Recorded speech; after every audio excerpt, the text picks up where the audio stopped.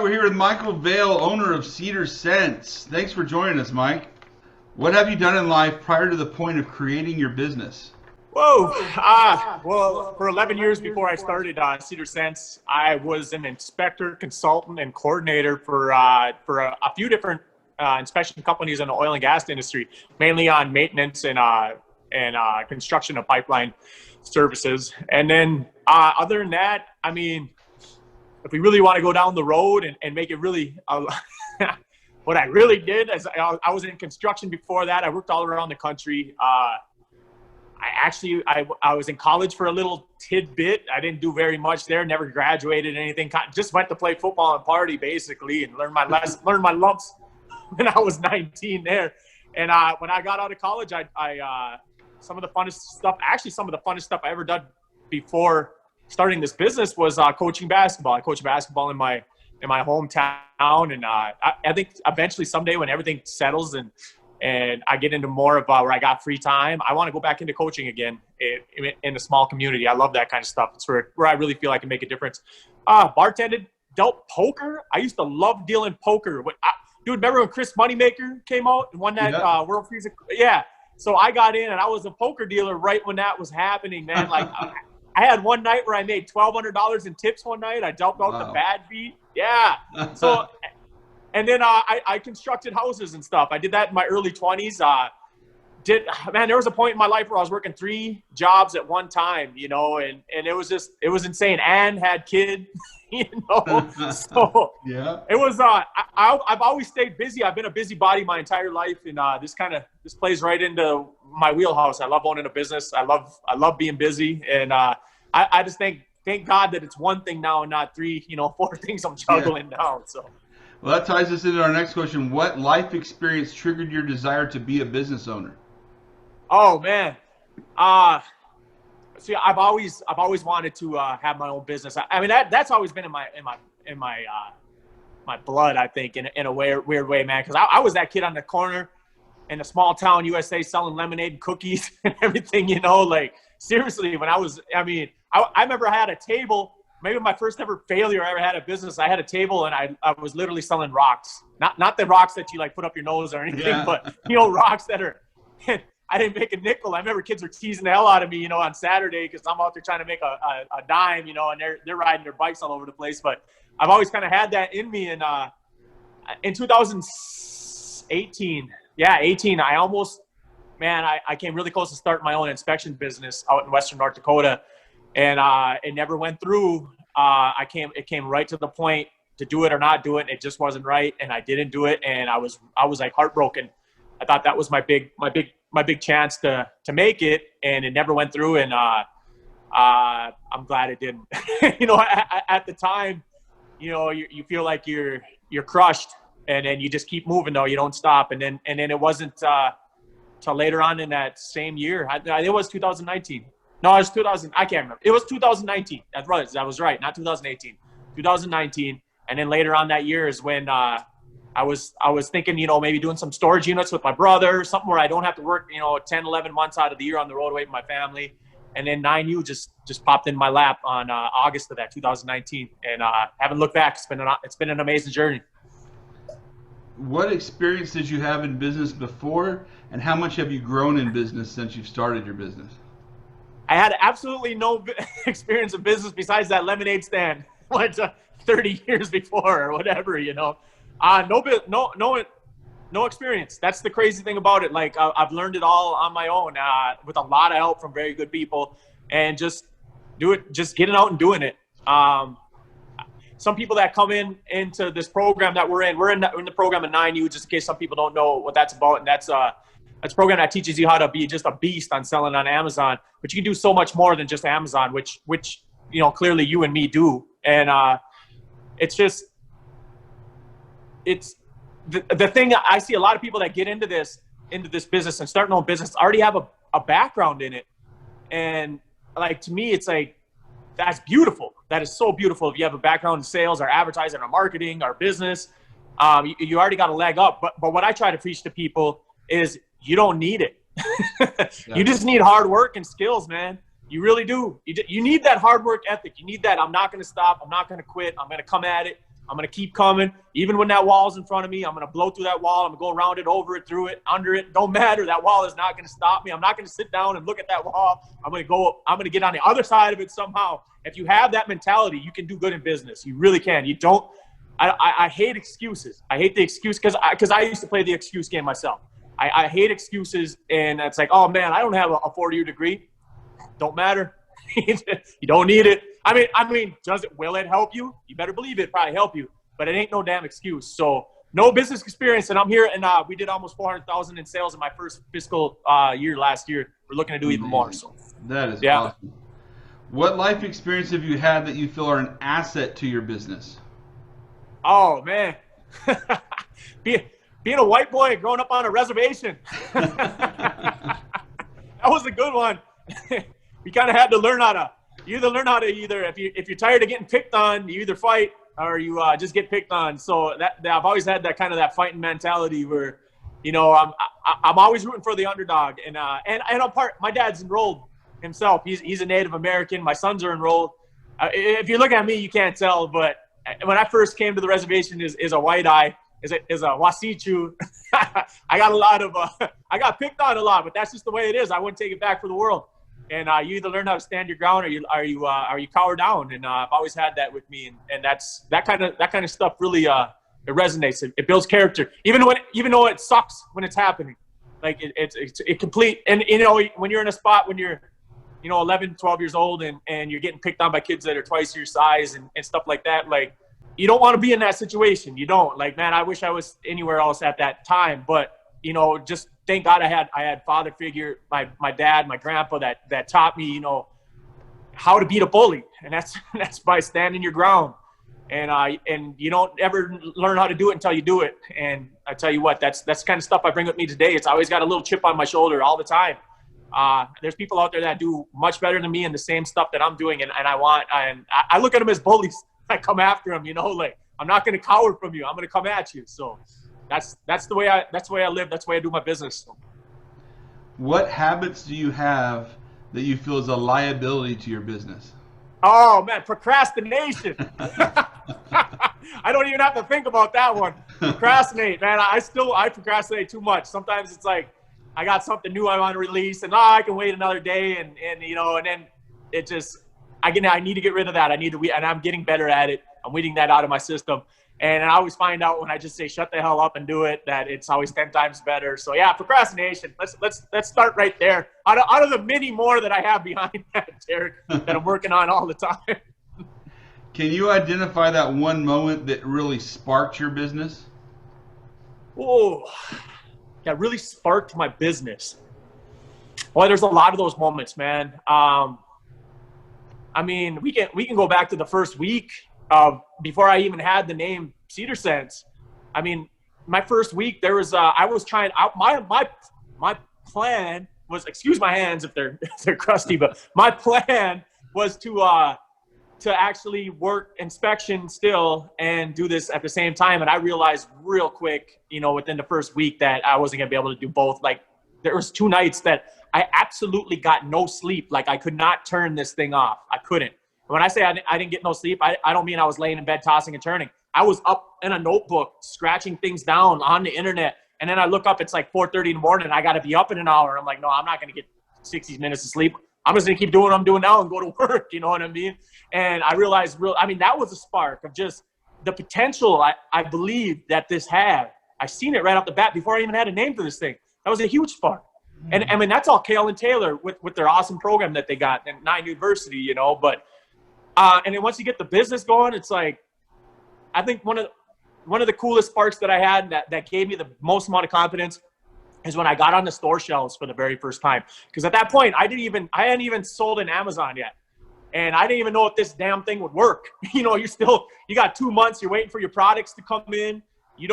It's terrifying and fun and exciting at the same time, but you still got them doubts. Them doubts are always there. And like that first time I got onto it, I actually seen my product, these cedar rings right here, sitting on a product on a storefront shelf. That gave me a lot. That gave me a ton of confidence right there. That was pretty cool. And then there's 100 of them after that, dude. But there were 2 big ones. Awesome. What is one task that you absolutely hate to do regarding your business? Oh, what is that? You know, one of the things I really hate doing is when I'm creating these flags that you see behind me, I hate the beginning part of that. Like the initial, like when you have to make your first cuts.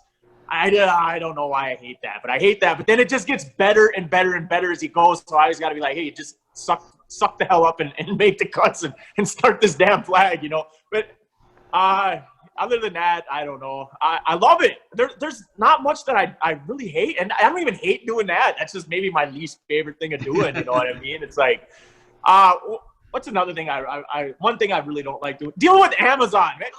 That's one I can say hate. When I actually have to make them phone calls to Amazon and, you know, and talk to 15 different people, them are the ones that I don't like that. So there's maybe a little bit of hate in that stuff right there. So. Yeah, I hate that too. It's like you might find an extra 15 minutes in your day, but you know this is going to take 2 hours and you don't have time for it anyway. Exactly. If you can go back to the first day of your entrepreneurial journey, what one thing would you first focus on? What one thing, if I could go back to my first day, what would I focus on? Like if you're talking to someone who's just starting their journey and you give them advice, what's the one thing you feel you would need to focus on that you didn't, or that even if you did? Boy, I don't know. That's a tough one for me. And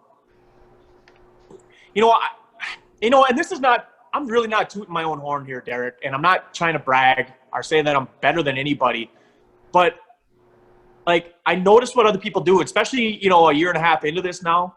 And I've talked to a lot of people in this 9U, and you can kind of tell who is going to get it and who is not going to get it. And I'm not saying anybody that, and I'm not going to ever name any names, but I'm not saying anybody that I feel can't get it, can't, you know, turn their thing around and get it. I mean, everybody is capable of it, but if I could say something to anybody that's just starting out in their entrepreneurial, you know, business, and it, you know, could be whatever, could be starting a restaurant, could be opening a gym, could be doing what we do, I would just say, do not quit. Like, do not quit, and do not be scared to learn, because you're going to have to learn. And once you get to that point where, if you're going to spend too much time where hey, learning this is going to take way too much time, then you sub that kind of stuff out. But if you can do it yourself and learn and do everything you can, especially in the beginning, and get better at it. And then when you get to the point where you're making enough and you're scaled up enough, then you can hire people out that are even better than you. But in the very, very beginning, learn as much as you can. That's a serious thing to do right there. So like, for instance, building a website. I took an honest crack at building a website, and it wasn't through Shopify. It was like just trying to do it myself. And like, there's just something there, Derek, I'm not good at. I don't know why. And the more I dig into it, like, it frustrates me. And I hit that wall so many times, and I'm like, I'm spending way too much time on this where I need to be spending time somewhere else. And I sub that out. You know what I mean? But it's not that I didn't take a crack at it first. You know, I think when people get into business right off the bat, they get this thing in their head where they're just gonna be, you know, the top of this mountain, telling people what to do, and which, you know, if you're successful, that's what you get to. But it's not like that in the beginning. You cannot. I think of it this way: if you get to the top of that mountain where your business is, and you got a lot of people underneath you, you better be able to know what they're doing.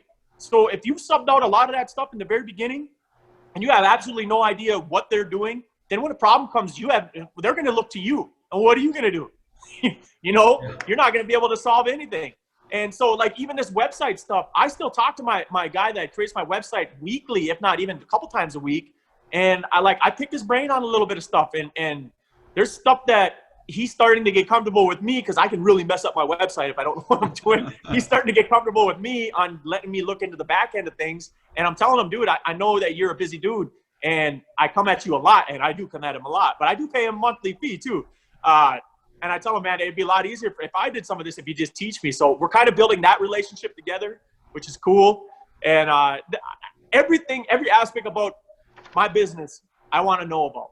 I want to know about it, even if later on down the road, I'm not going to be able to be doing everything hands-on, but at least I want to know about it. I want to, so if I walk into my shop sometime years down the road and I see something wrong, I'll be able to just pinpoint. I will be able to be the guy to pinpoint that and say, no, that has to change this way. Let's do it right here, But I won't be able to do that unless I'm actually here in the shit, in the grind right now, doing it myself. You know what I mean? So that's a big thing. Big answer to that question, that short question.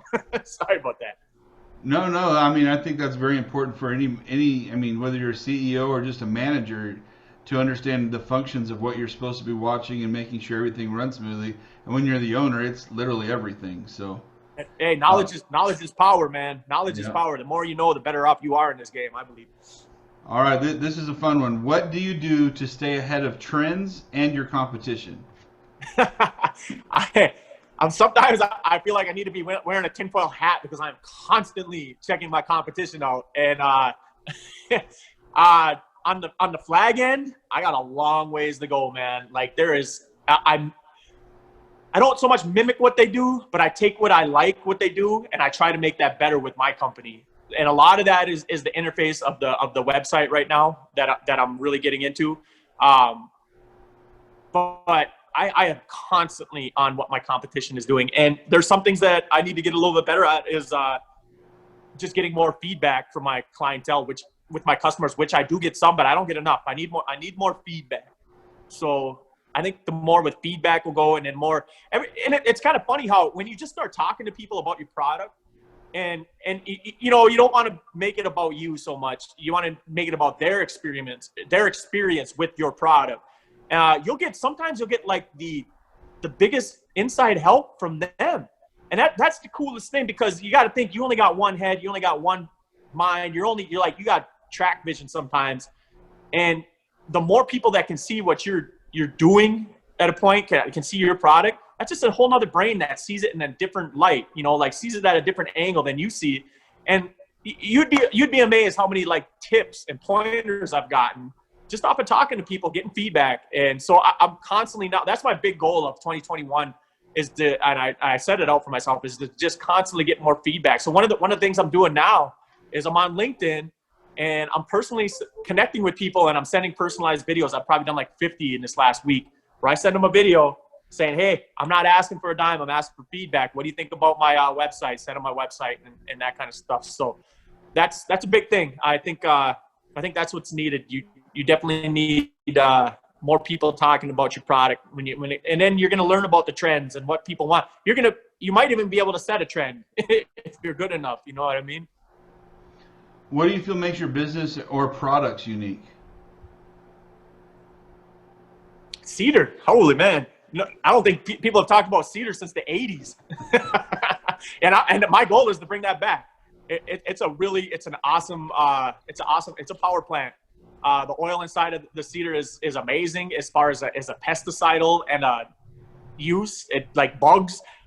I don't say this because I haven't looked this up, and I actually worked in a lumber mill when I was in high school. One of my best friend's dad owned a lumber mill, and it's like I used to love hey, trust me, working at a lumber mill is not the easiest thing in the world, especially in the mill when you're piling, lumber all day long, especially when you're doing a 6x6 wet 4x6s, wet 6x6s.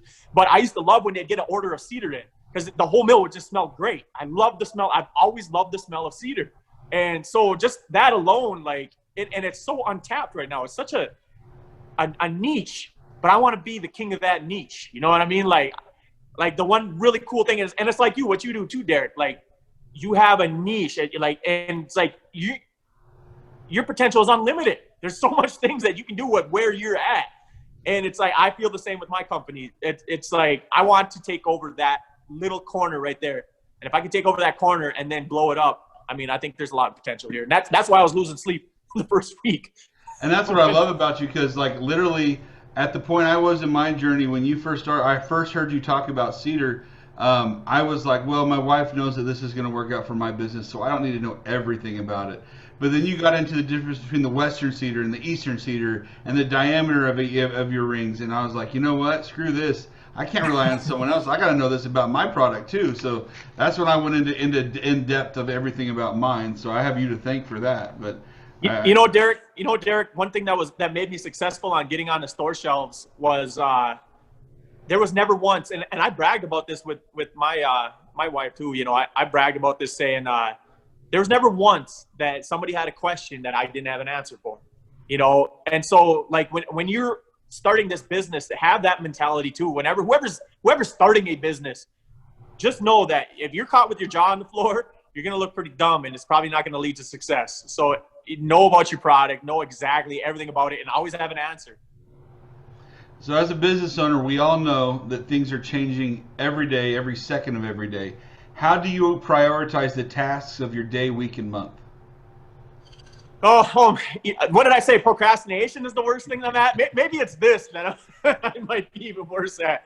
I need to get a little bit better at organizing. There ain't no doubt about it. We're moving into a shop, and it's gonna have my own office, an actual office. Right now, I'm like sharing the kids' bedroom with my computer and everything, but it's gonna be a little more legit here, and that should be by next week. But how my day usually starts is about 6 o'clock in the morning. I'm on the computer, I'm usually checking in on my suppliers and everything overseas, taking care of all that. I start thinking of little things to do, like I start thinking of my advertising. Can I make an ad, whatever.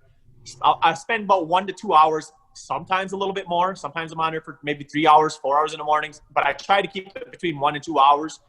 And then once I'm done with that, I head over to the shop here. When I get to the shop, it's like, okay, I know what I'm going to try to do by Friday. I always think of it, beginning of the week, end of the week. My goals for the end of the week. I know what I want to be done by Friday. So let's get to that point, every single day with our flags now. Let's get to that point, to where we can have our goal completed by Friday. So it's with the flags, it's like a weekly goal. With the rings and balls, it's like everyday thing. And when I get back home, I'm back on the computer again, usually chopping up a video that I made or figuring something out, or what I try to give my evening times to, because I used to kind of read in the evenings, but now I dedicate my evenings to learning something on YouTube, where I'll watch a video for an hour, something like that, take notes on it, something that I think that I'm weak at, I try to learn more about. So like right now, I'm really trying to learn about photography. So I'm writing stuff about photography and stuff like that. So that's kind of how my day goes. And then if I can get a weekend off, good luck, but I usually don't get a weekend off either. Just the way it is, but I like it. I'm not complaining. Try to have beers on Saturday nights. How do you manage your stress? I don't get too stressed out. It's a weird thing. Like I've put more stress on myself than I ever have in my life, because this is all, sitting on my shoulders. Yeah. But I don't get stressed out very often. That's a really weird thing. Like I used to get more stressed out when I had a job, when I had to deal with somebody, above me, and, I had deadlines that I had to meet. And like, I don't know, I guess how I deal with my stress now is what I'm going to start doing, which I can't now. And this is no excuse. Look at me. I'm saying no excuses. I'm making an excuse now. But what I'm going to start doing soon is getting back into the gym once it opens up around here. Our gyms are closed, but that's a thing that I'm kind of excited for, because I want to really, really get back on the workout train again. COVID's kind of been a little too good to me this past year. So I think that's going to be a huge stress relief once things get a little bit back to normal again. And once maybe it starts warming up, I'll start running again. But that's an excuse. There's no excuse. I need to get I can still be doing push-ups, burpees, and sit-ups, but it is what it is. As far as stress goes, I don't know. It's a weird thing. I don't get too stressed. We've talked a little bit about 9U, so I mean you could fall back on that answer. But is there a person, a program, or something in particular that you would attribute your success to? Oh, 9U, hands down. This will probably be the shortest answer I give. 9U. 9U, and having a good strong upbringing. That was a good thing. Even though my parents split when I was 1, either side of my family were pretty awesome. So. When I know you've grown both in your cedar products and then off to the flags. How did you effectively scale your business? So with the cedar, was so confident with the Cedar because of my competition. That was one of the things that, because I looked at a bunch of different products before I picked these, and I was, I play sports. I played sports a lot. When I played in college, so I did play it at a high level. And one thing we'd always do is we'd scout our competition. We'd see how good they are. And I had that same mentality here. And I just thought, everything I look at, I'm going to look at how good that other people are doing. Once I started realizing what the ins and outs of this are, and I realized my competition I didn't think was all that great over here. So I thought, man, this is going to be fun, And the funny thing is, my competition has gotten a lot better, and I know that I've pushed that, Like they're doing things now, they're copying me on a few things, and which I think is that's like one of the biggest honors I can get. When I see my competition a few months later doing the same thing I'm doing, that they weren't doing, even though they were in the game for 2 years longer than me. I think that's kind of cool. When it comes as far as the flags come, I didn't think these would be a really big hit, tell you the truth. Like I thought it was just kind of a cool thing to do, and let's see if we can do it. And then all of a sudden, I think I've made over 200 of these so far, in less than a year. So wow. It's kind of cool. That's awesome. Obviously, yeah. You're able to make the flags and the torch and all the different techniques that you've used. What do you feel are your most valuable skills to both sides of your business? Probably communication. Knowing how to talk to anybody and everybody, and that was a big skill that I developed as being an inspector in my career before this. Is you looked at a job. We're all here to get one job done, but you had different entities. You had your contractor, you had your client, and we always were in between as inspector because we were always third party inspection. But we had to be able to communicate from our contractor to our client all the time. And boy, I tell you what, you want to see. Sometimes, not all the time, but sometimes some of the biggest babies in the world go try to work some of these jobs that I came off of, as far as, and then you're getting sometimes crapped on from the bottom and the top, and you got to be able to, hey, communicate. You're the lines of communication, like you're the eyes and ears of the client, and you got to be able to run this job smoothly. And I figured through a lot of years of doing it, the best way to do anything is just to get out there and talk to somebody, where I've seen a lot of people fail is they go bash somebody behind their back and create a kind of a toxic work environment instead of just going right up to that person and saying, hey, here's the problem. Here's what we should do. Do you have any idea on how we should fix this? And let's get the F up and go. That's how you address people. And I worked all around the United States, and it's like, I got to meet so many different people from the South, people from the East, people from where I'm from, people from the West Coast, people from where you're from.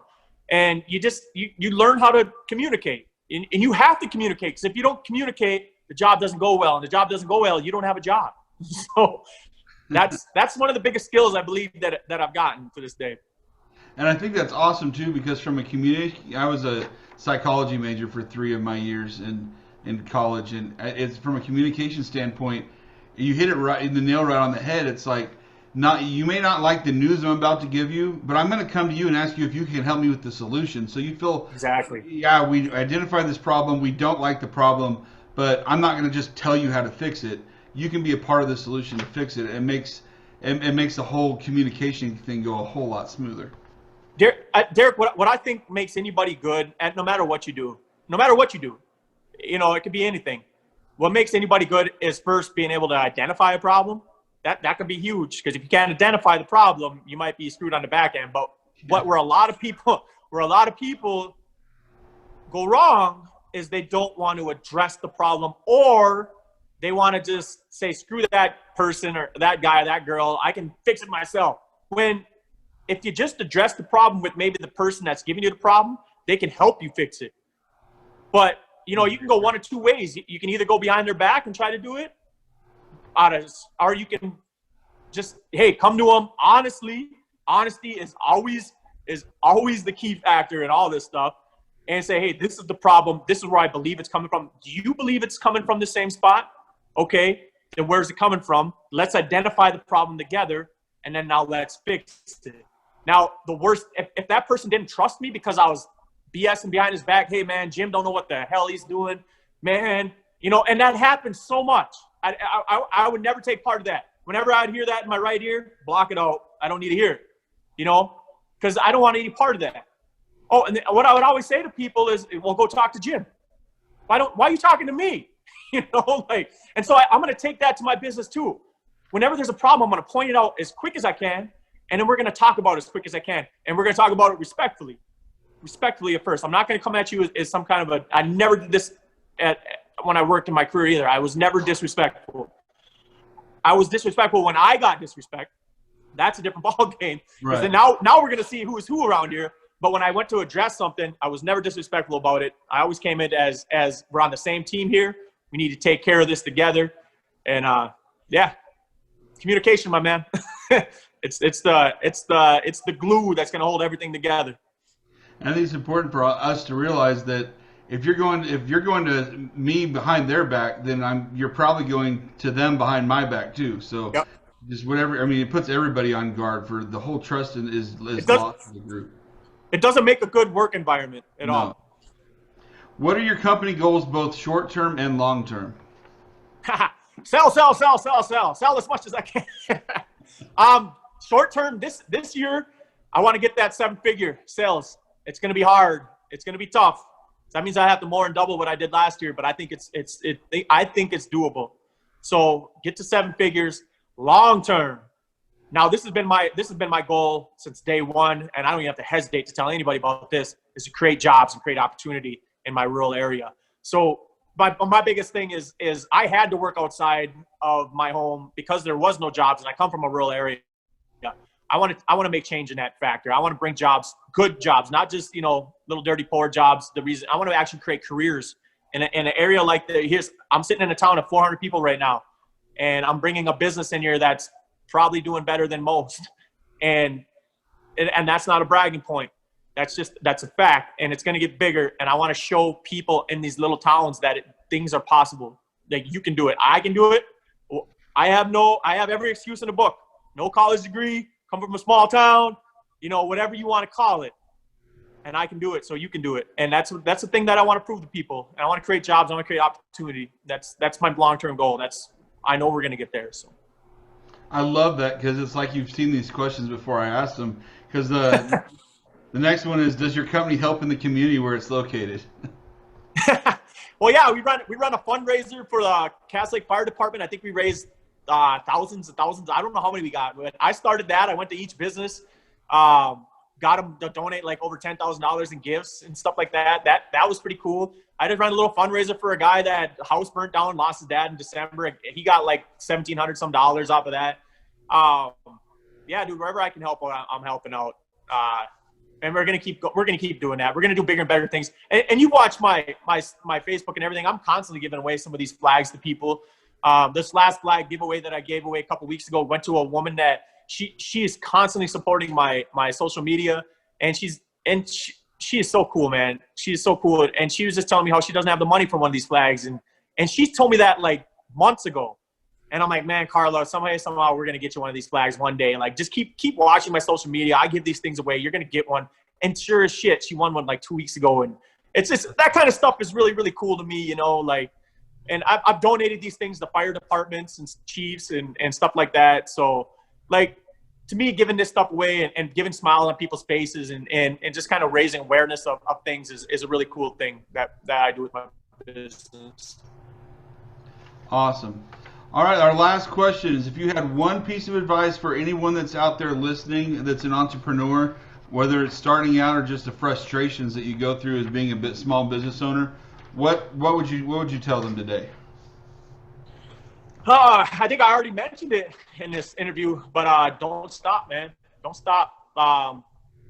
The biggest, it's probably a pretty cliche thing, but it's so damn true, is if anybody could do this, they would. This is not for people, everybody. It's not. And that might be a harsh reality, but it is a reality. Not too many people are cut out for this sort of stuff. Like, some people don't like pressure, and that's fine. That's the way it is. But if you can't handle pressure, if you can't handle stress, if you can't handle deadlines, if you can't handle having to deal with people that you've never dealt with, this isn't for you. That's all there is to it. Because you got to think of it this way. You're trying to sell a product to anybody and everybody. So you better learn how to be anybody and everybody yourself too. It's just, you're going to hit roadblocks. It's not going to be easy. It's not. You're going to grind. I'm still in the hardcore grind phase right now. Like, I don't see myself getting out of this phase for years, you know, and that's just the way it is. Don't think that you're going to do this for a year and all of a sudden you're a millionaire. I see these people's dream boards on 9U and I chuckle. I see some of them, they put dates on it. Like, oh, I'm going to have a mansion in a year. And I'm like, I hope you get there. I really do. Like, if you do, teach me how that's done, you know? So it's a grind, but I believe you have to get better.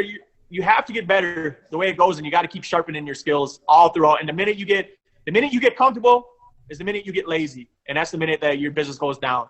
So I guess if that's any bit of advice to somebody starting out, just know that it's not easy. It's not supposed to be easy, and you're going to have to challenge yourself. That being said, it's the best challenge you'll ever take on. It really is. It makes you it not only gets to prove yourself to who you are, to yourself personally, but it gets to show people, you know, the good qualities of who you are. And if you're a bad person, it'll show them qualities too.